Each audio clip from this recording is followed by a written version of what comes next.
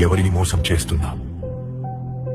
నాలుగు గోడల మధ్య నీవు చేసే చీకటి పనులు దేవుడు చూడలేదనుకుంటున్నావా? బయటకి భక్తుడిలా నటిస్తూ లోపల కుళ్ళిపోయిన శవంలా మారుతున్నావు. నీ అసలు స్వరూపం చూసి నీకైనా అసహ్యం వేయడం లేదా? విను, లేఖనం ఏం చెబుతుందో విను. కుక్క తాను కక్కిన దానికి తిరిగినట్లు మూర్ఖుడు తన మూర్ఖతను మరల చేయును. మళ్ళీ అదే పాపం, మళ్ళీ అదే అబద్ధం, మళ్ళీ అదే వ్యభిచారం.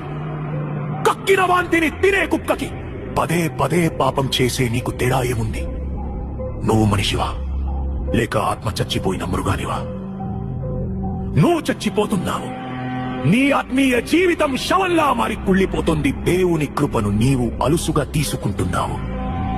ఆయన ప్రేమిస్తాడు నిజమే, కానీ నీ పాపాన్ని ఆయన సహించడు.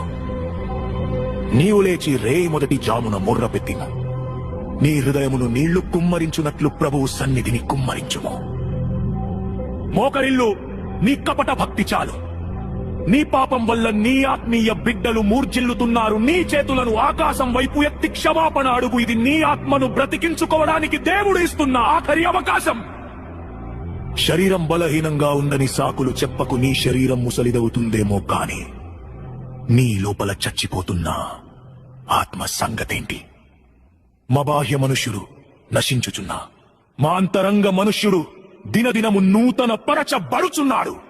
నువ్వు మారాలి అనుకుంటే లోకాన్ని కాదు, దేవుని శక్తిని ఆశ్రయించు. నువ్వు పాపంలో పడుతున్నావంటే దానికి కారణం నీ బలహీనత కాదు, నీ పిరికితనం. గుర్తుపెట్టుకో, దేవుడు మనకు శక్తియు ప్రేమయు ఇంద్రియ నిగ్రహములు గల ఆత్మనిచ్చెను గాని పిరికితనము గల ఆత్మ నీయలేదు.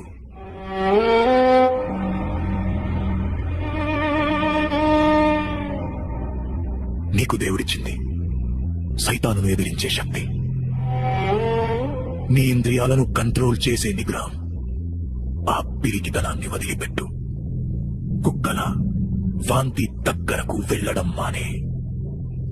ఇప్పటికైనా బుద్ధి తెచ్చుకుంటావా లేక ఆ మూర్ఖత్వంలోనే పడిచ్చేస్తావా?